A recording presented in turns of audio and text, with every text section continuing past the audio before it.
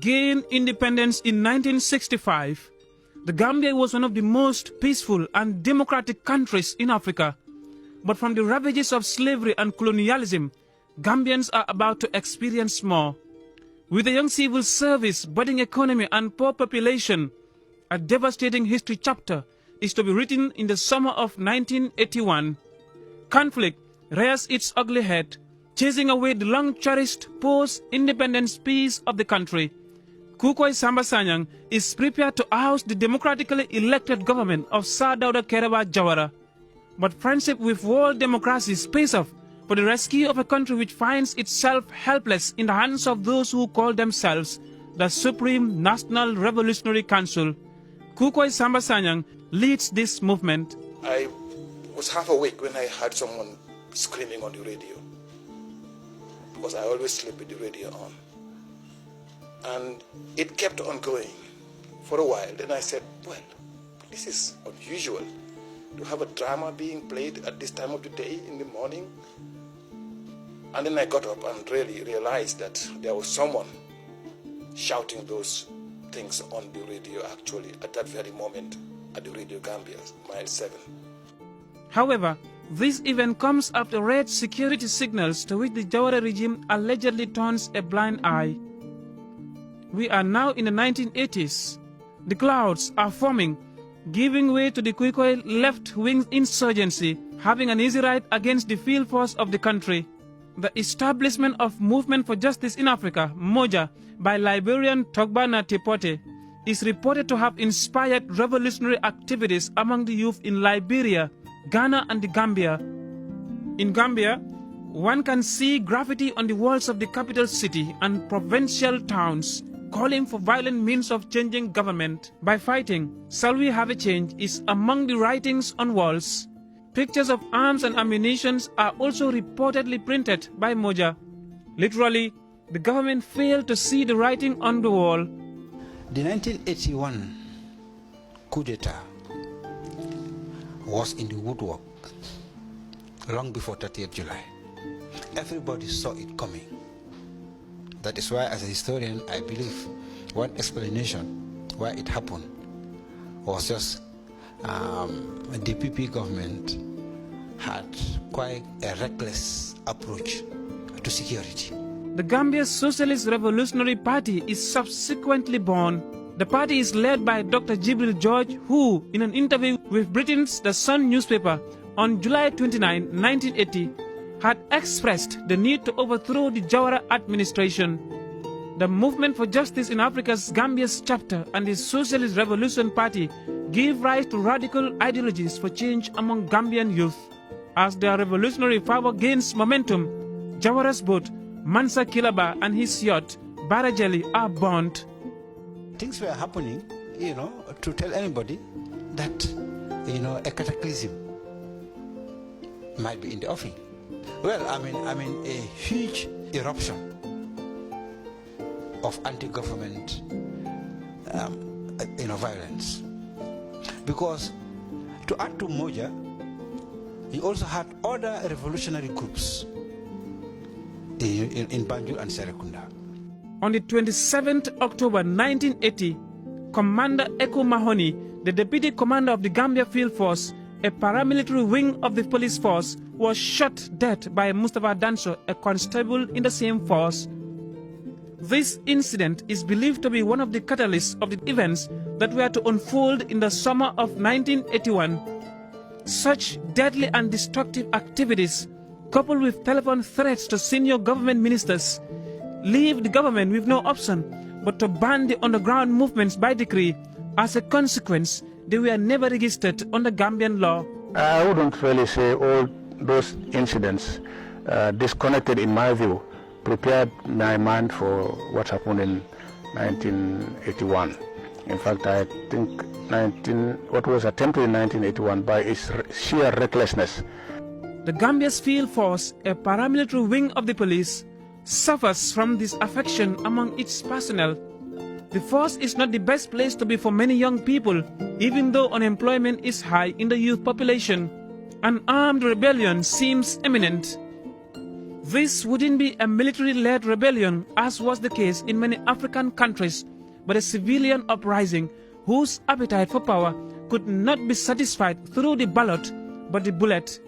It was a reckless action by a group misguided youths who were manipulated by Kukoi, who was motivated by nothing more than hunger for power, compounded by the fact that he had very little education and no culture of respect for the Gambian people and their will, because the wishes of the Gambian people had been expressed.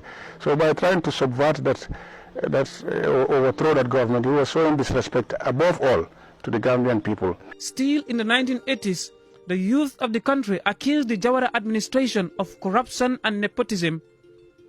Their efforts for change through the ballot continue proving fruitless.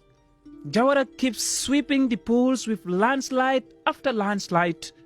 They also had, incipient economic malaise, youth unemployment. And it was at this time, 78, 79, that the first instances of corruption were being reported in the Gambian press. It is in the lead-up to this time that a man born to a Jola Roman Catholic family of farmers in 1952 in Fonyi, at the age of 24, finds his way into Gambian politics. After his heavy defeat in the 1977 parliamentary elections under the banner of the National Congress Party, he appears to throw in the towel, searching for another means of rising to power. The Marxist-oriented young man therefore visits Guinea-Conakry, Freetown, the Soviet Union, Sweden and Libya for preparations. He is never seen again after he left in the early part of 1978 till D-Day in 1981. But how prepared is he really to break into an already established democratic power of Sir Dawda Kiaraba Jawara? His journeys to the Soviet Union, Libya and other communist socialist countries could be interpreted as a way of preparing in both ideological and military capacities. He is believed to have received the backing of countries which subscribe to Marxist political ideology. Trial evidence could later show that two of Kuikoi's men, Pap Seka and Usman Bojang, indicate that Kuikoi went to Guinea-Bissau to secure arms. There was also a sub-regional context to Kuikoi's preparation, because in November 1980, Nuvera made a coup d'etat in Guinea-Bissau, and he also had some socialist, Marxist, sing-song, revolutionary. Until the time of the coup, Kuikoi lives in Bakau, and his return would only be publicly noticed when the coup he is hatching erupts. Talending is reportedly the safe haven for him. Hence, it is the place one of his brothers and his friends live. So at the night before the coup, they gather at Talending, have their meals and green tea, locally called attaya, while the clock is ticking to their already planned mission. 9 of the conspirators are civilians, while 3 are field force members. These radical elements could bank on the prevailing disaffection and ethnic division in the Gambia's field force. They infiltrated, like I said, there was disaffection. There was disaffection within the field force. Yeah, because the killing of, Commander Mahoney, I really don't want to, go into the ethnic dimension of this, So maybe we just, say it like that. At 2:00 a.m. on the morning of the 30th of July, Kuikoi and his men are ready to set off. They march about 5 miles to the Bakau depot. This rebel group wouldn't fire a shot at the spot, as dozens of disaffected, disgruntled and demoralized field force members surrendered and assisted in breaking into the barracks armory. They had access to the armory, took the rifles, the ammunition, they armed themselves, and now invited other field force members to join them. And they had dozens. In less than 3 hours, the Supreme National Revolutionary Council is in control with support from dozens of field force members. The Unum Airport, barracks and Gambia are now in the hands of the radical rebel group, while President Jawara is attending the royal wedding of Prince Charles and Lady Diana. Some government ministers and Jawara's senior wife, Lady Chilal, and 8 of his children are kidnapped by the rebels. Gambians get to hear a pre-recorded audio of the council. Kuikoi's voice hits the airwaves of Radio Gambia in the early morning of Thursday, 30th July 1981. The revolutionaries announced a takeover and expressed their intention to establish a dictatorship of the proletariat. Tragedy has descended on the Gambia. Long live the revolution. Long live the heroic comrades in the field force raised to the ranks of the People's Liberation Army. Long live the struggle. Death to neocolonialism, racism and fascism in the Gambia. Death to capitalism and world imperialism. Down with the Jawara administration, the public enemy. Victories to the Gambian revolutionary struggle. Victories to the oppressed people of the Gambia. Honor to the people. Glory to the people. Comrades in the struggle, fellow Gambians, rally behind the Supreme Council of the Revolution, SCR, with the chairman, Kukoi Samba Sanyang. Among their first victim is Kikala Balde. He is the assistant commander of the police. Balde is gunned down by the rebels. The Central Police Station in Banjul turns out to be the safest hideout for the Inspector General of Police and many senior government figures, including the Vice President and some other government ministers. The rebellion is not yet able to lay their hands on the Central Police Station, as the police have an armory at their disposal, allowing them to resist the insurgency. A defense screen is created at the place. Loyal elements of the police are ready to defend the Jawara regime. I managed to call the police station. I remember somebody received the call and passed me to, it was Mas Jara, who was the deputy IGP, who received the call, and I told him I wanted to speak to the vice president. I wanted to let him know that Dawda would urgently need for him to call back because the communication wasn't complete, and that so Mas said hold on, and after a while Hassan Musa himself came on the line. I remember very well he spoke to me, and he called, as he always called me Demba. He said, Demba, this country, we are in trouble. It's a very serious situation. Being able to resist the rebellion at the police headquarters, Hassan Musa Kamara, the vice president, is able to communicate with the outside world. Information about the coup has gone viral among the international community. By midday of 30th July 1981, the rebels start distributing arms to civilian supporters. Public order has broken down. Convicts in the Mile 2 prisons are released. Kuikoi and his men have lost control over an atmosphere of disorderliness they had never estimated. And hardcore criminals came out. Some of them laid their hands on these AK-47s.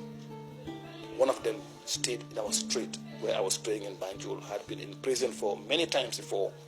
And on that particular day he was released, he picked up a gun and came back to home where he lives in Banjul, which is our street. That very night he kept us hostage because he found us sitting around discussing what was happening, and he said, no, this is my street and I'm armed.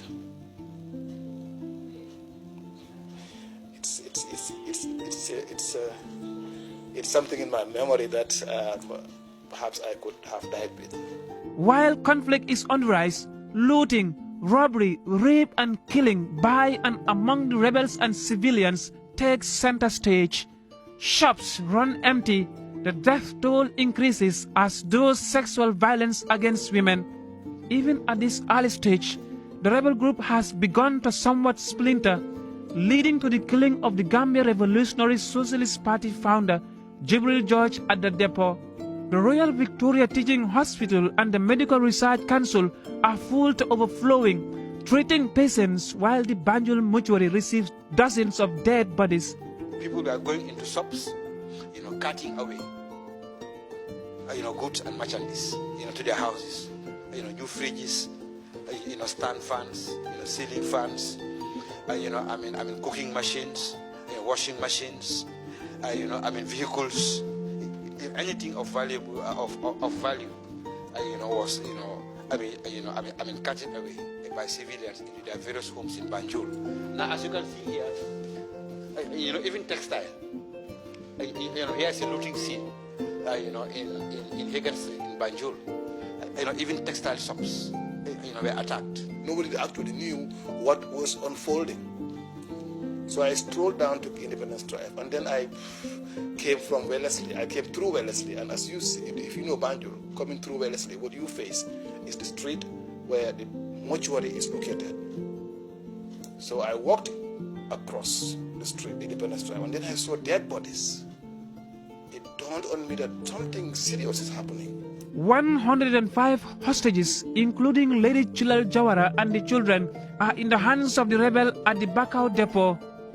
The young insurgents are now using mass communication at their disposal by forcing many Gambians and some Senegalese to take to the airwaves to denounce the Jawara administration.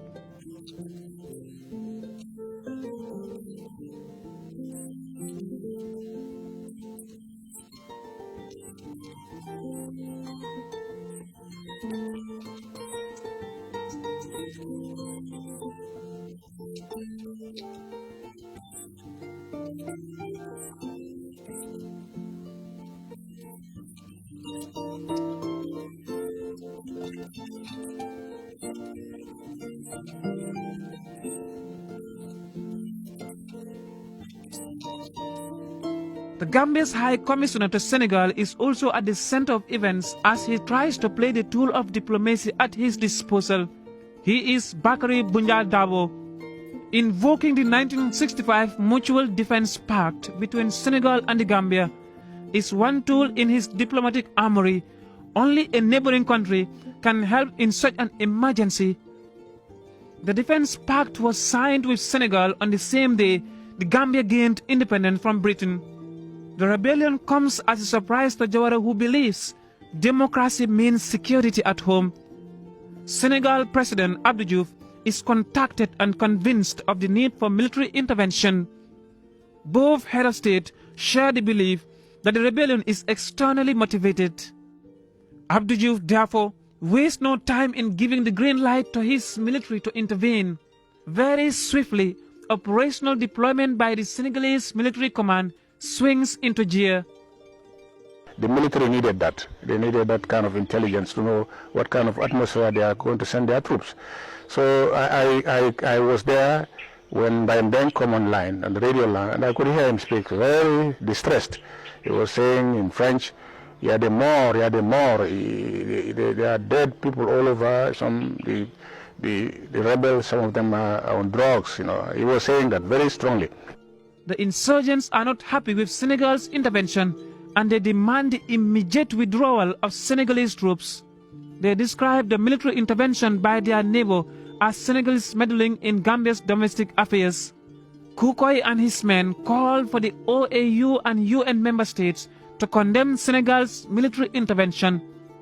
But Abdou Diouf, the president of Senegal, defends his action, saying the coup is a threat to his country's security. A shell-shocked Jawara lands in Dakar early in the morning of July 31st, 1981.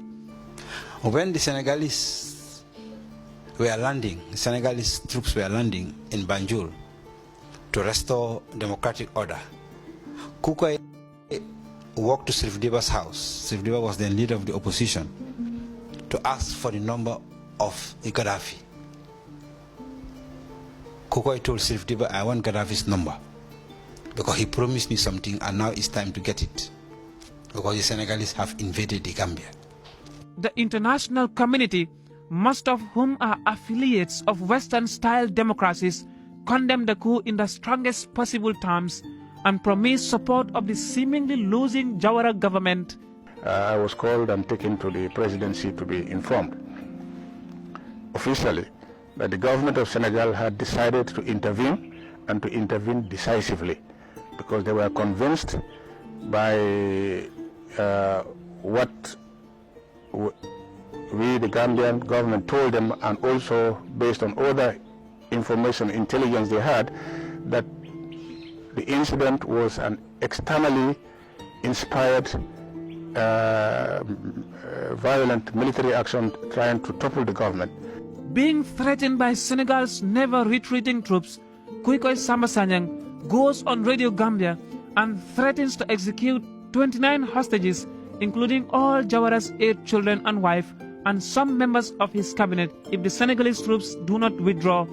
In his words, "I will kill everyone in the hospital and I will have no pity for Jawara and his family." The execution deadline passes without any further action from the council. The rebels again go on Radio Gambia to appeal to its suspected allies, Guinea-Conakry, Guinea-Bissau, and the USSR, to resist the Senegalese troops.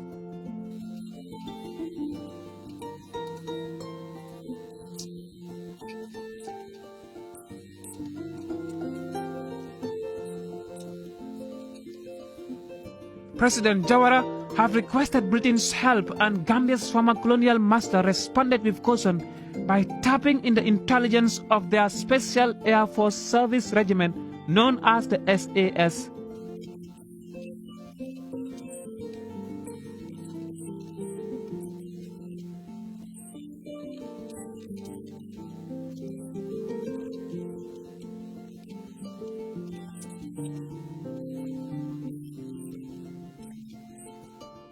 A detachment comprising 2 British military personnel, one in the person of the then Major Ian Crook and an unnamed surgeon, land in Dakar on the 2nd day of the armed rebellion and find their way to the Gambia. These 2 British men are received by Mr. Clive Lee, a British former commando who had retired to the Gambia. Dressed in civilian clothing and with grenades, a pair of Heckler submachine guns, Browning high-power pistols at their disposal, they are ready to rescue Jawara's family and crush the coup.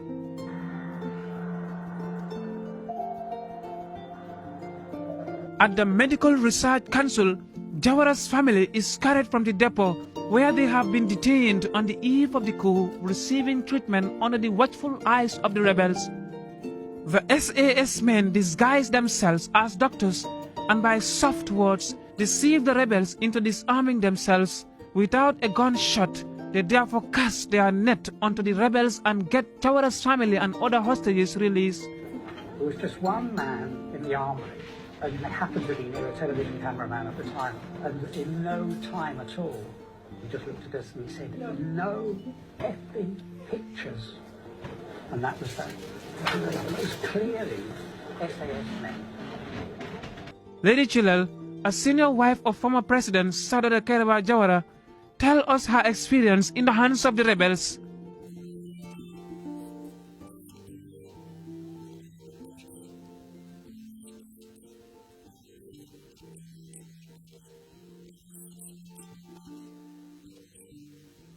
When the British SAS men arrive, they find the Senegalese paratroopers in action.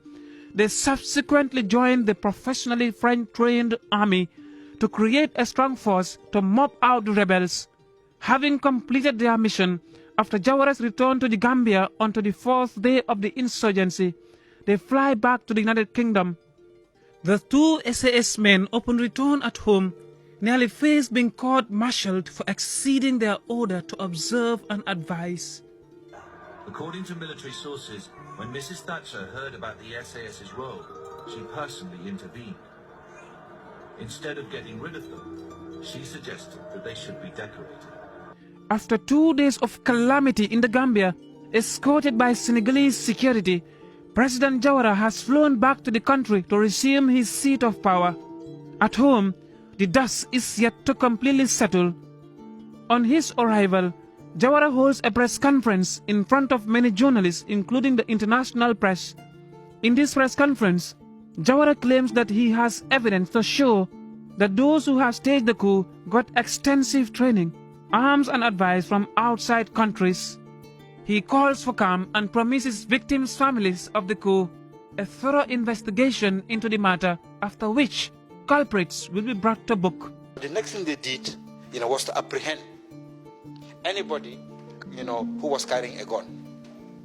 Okay? And this is a scene of, the Senegalese soldiers working together with the, remaining loyal, Gambian police officers.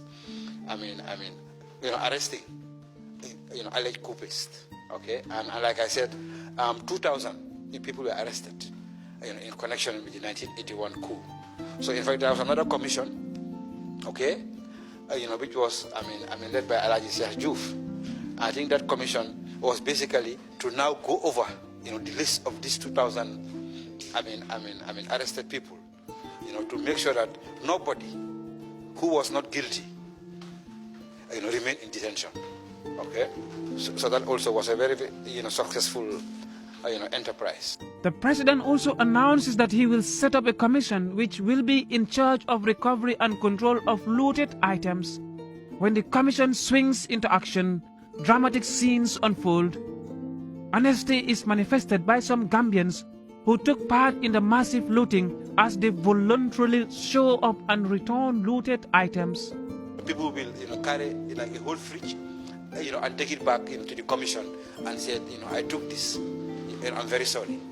There are mass arrests of suspects by the police with the assistance of Senegalese forces still on the ground. While the rebels are being mopped up, Kukoi Samasanyang, under military pressure, runs for his life on the 4th of August 1981. He flees the country through Senegal-Casamance border and finally makes his way to Guinea-Bissau. In Senegal, some rebels are captured by the Senegalese security and handed back to the Gambian police for trial. The insurgency leaves several wounded, and an estimated figure of over 1,000 deaths is recorded by Amnesty International.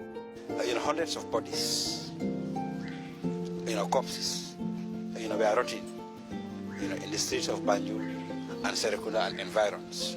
Countries abroad promise Gambia relief assistance, while rescue operations of casualties are on within the country.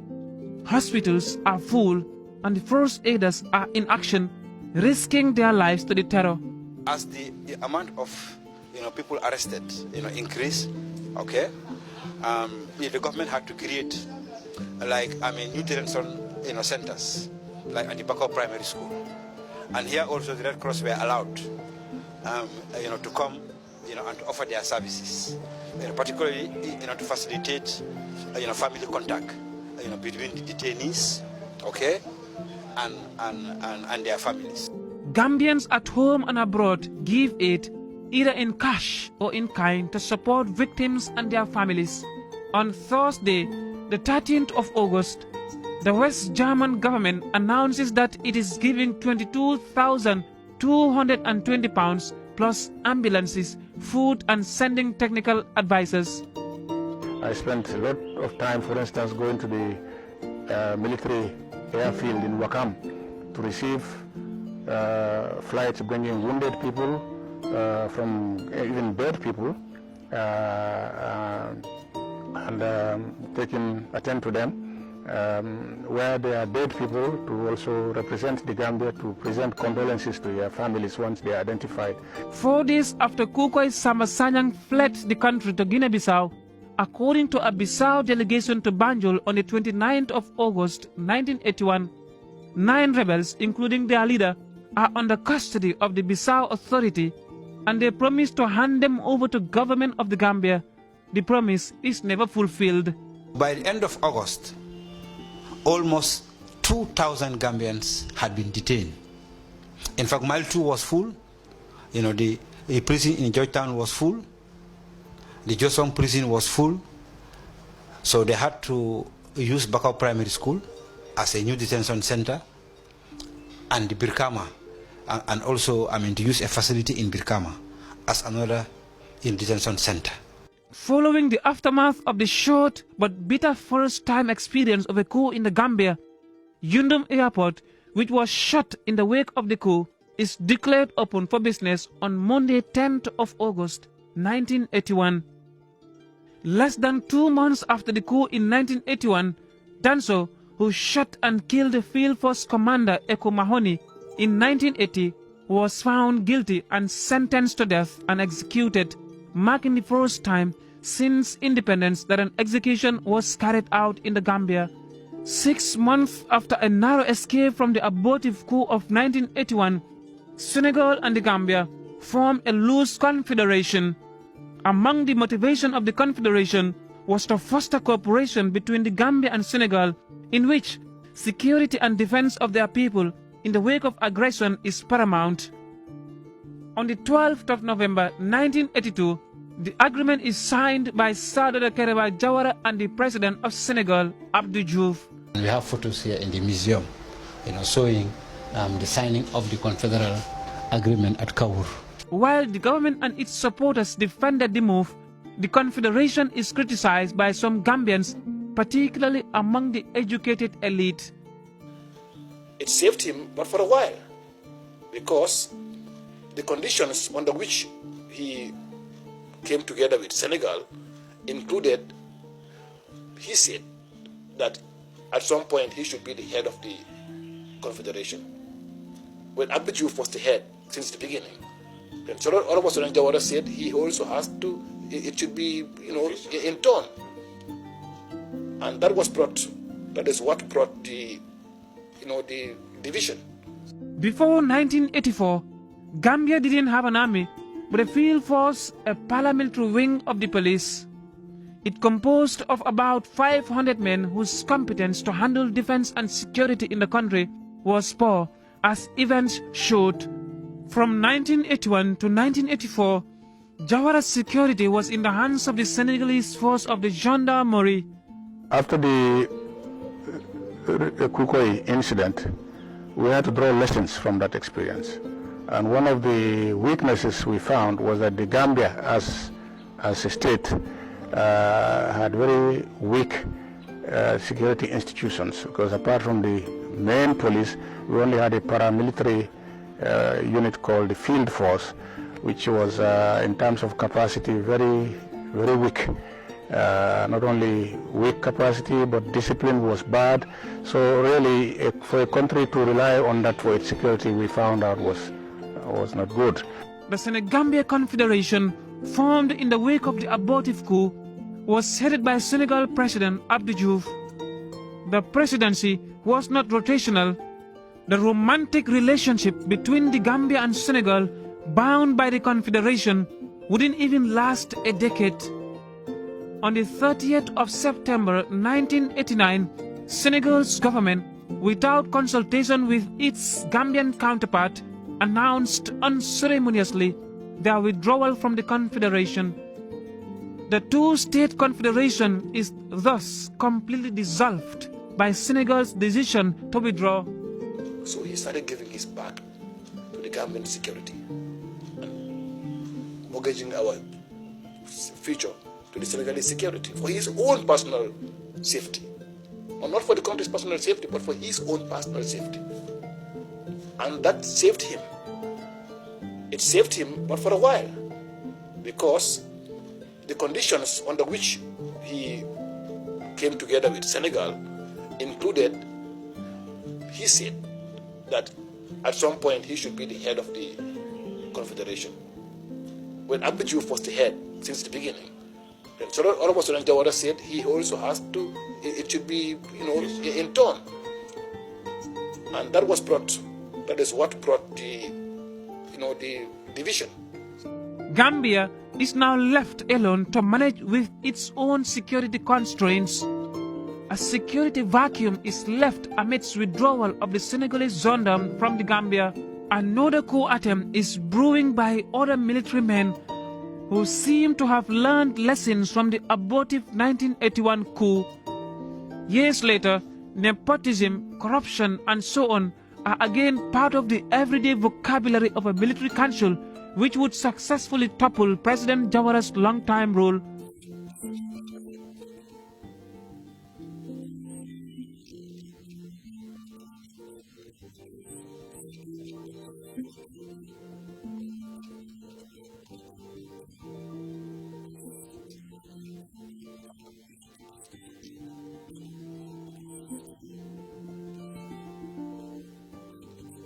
One Gambia, one people, one nation is the slogan for a Gambia which claims to be still new since independence.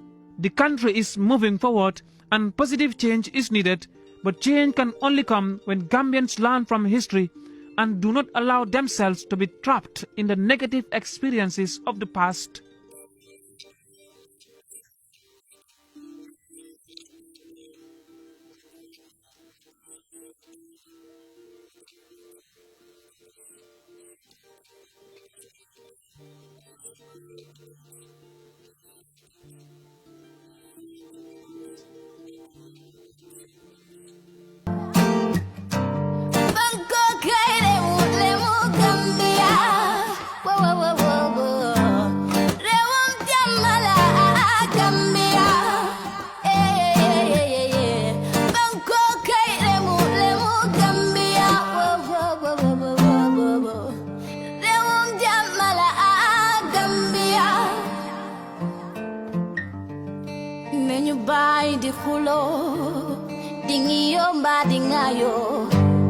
Let us clear